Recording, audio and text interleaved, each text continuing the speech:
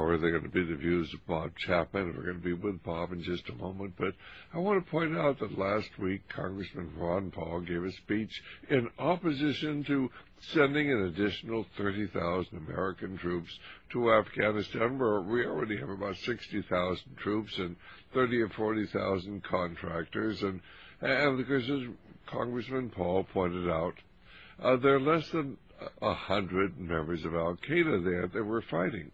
And, of course, he quoted General McChrystal, who said there are less than 100 members of Al-Qaeda. So we're sending an additional 30,000 troops in addition to the 60,000 we have, then the 30 or 40,000 contractors, because there are 100 Al-Qaeda in Afghanistan.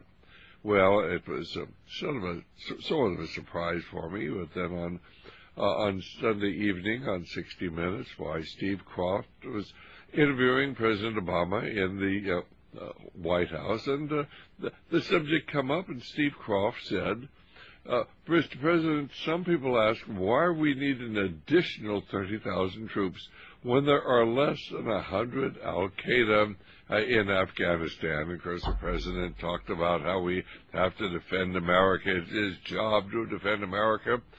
One of my friends watched some of the Sunday morning programs on television, and certainly prominent people there, George Will and some of the others, pointing out about 100 Al-Qaeda fighters, and we've got 100,000, 120, 30,000 people over there between the troops and the contractors. Does anybody think there's something wrong with this picture?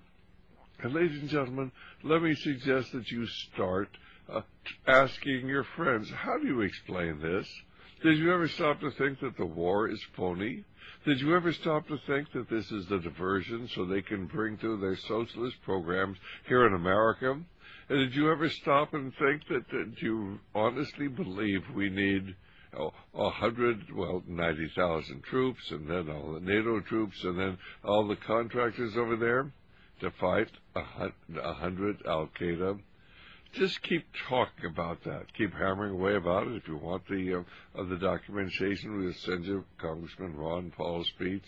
But just start demanding to know why we have to have all these troops. Why don't we use mark and reprisal? That's the way the Founding Fathers would have done it. They would have hired a few professional soldiers and sent them over to wipe out the Al-Qaeda, and they could have done it. But, of course, they weren't allowed to. I said initially when our troops went into Afghanistan back in 2001, we had probably about 100 troops on the ground, and the defeat, with the help of some of the local Afghans in air power, that totally defeated the Taliban, and they could have gone to Osama bin Laden. Or the president wouldn't allow it. President George Bush, who promised to get Osama bin Laden, dead or alive, wouldn't allow the Americans to go in and get bin Laden. We had to have an enemy, and this is what it's all about. It's a great diversion, and all of those boys are fighting and dying for absolutely nothing. They're brave young men, and we owe it to them to bring out the truth. And if you aren't willing to stand up, if you want to support the truth, bring out the truth. Why do we need over 100,000 people to fight 100 members of Al-Qaeda? Bob Chapman, thank you very much for being with us this evening.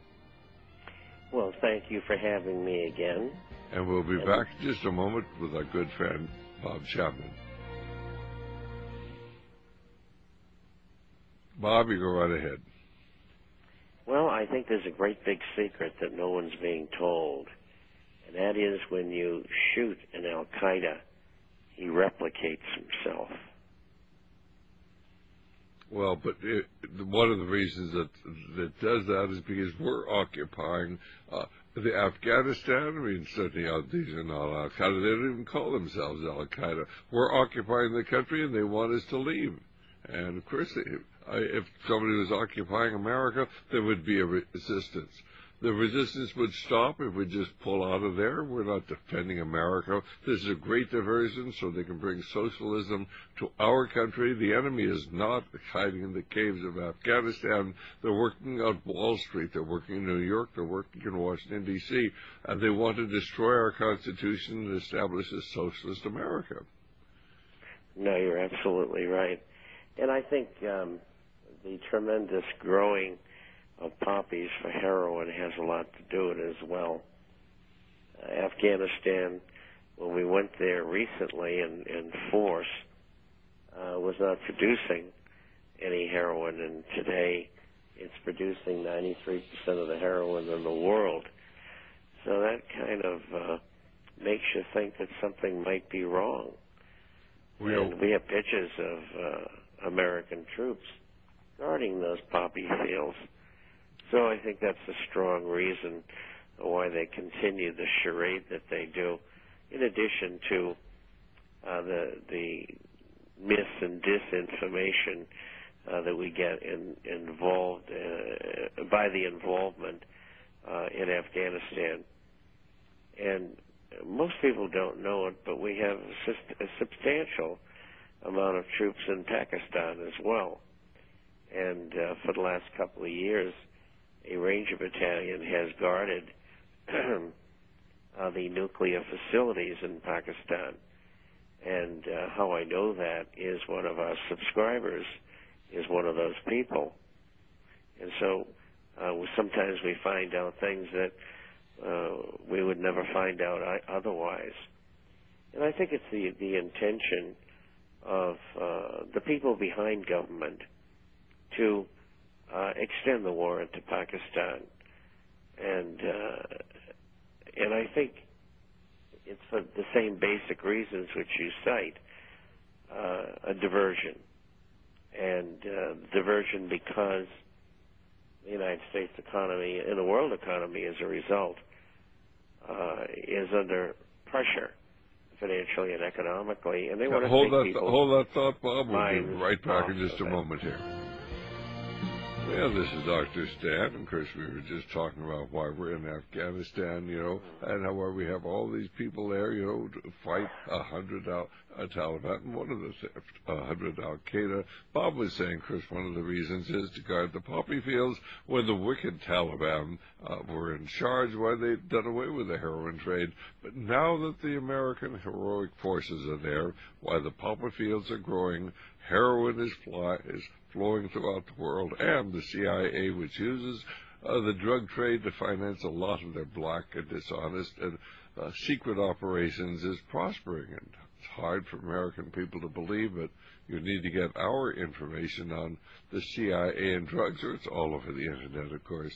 They can't hide it there. And then Bob is saying, of course, it simply is a diversion for the fact that we're losing our country here at home. The whole world economy is collapsing, and the dollar is collapsing.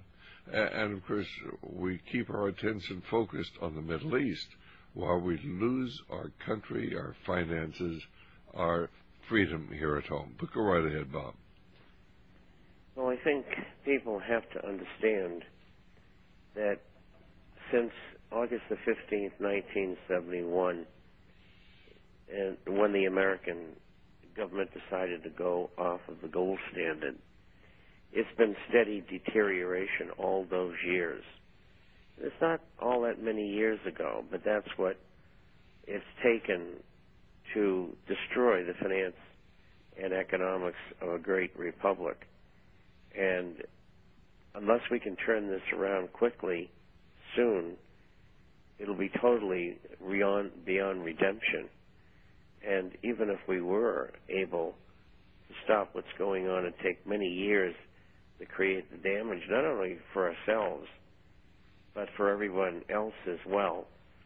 And as Stan and I have often said before, this is being done deliberately in order to bring the United States and Western Europe, for that matter, to their knees financially and economically, so it'll be easier to bring world government to those formerly bastions of freedom. And this is what this is all about. And we've seen the damage, particularly since 1980, and even more so since the 1990s, which is some 20 years ago, how the American economy has been crippled by free trade, globalization, offshoring, outsourcing. It is continuing to this day in a large way. Every day I get a letter or two from someone who has lost their job to these people in another country, usually the third world, and their jobs are being shipped to other countries. And as this continues, it just rips the very fabric and the very heart out of our country.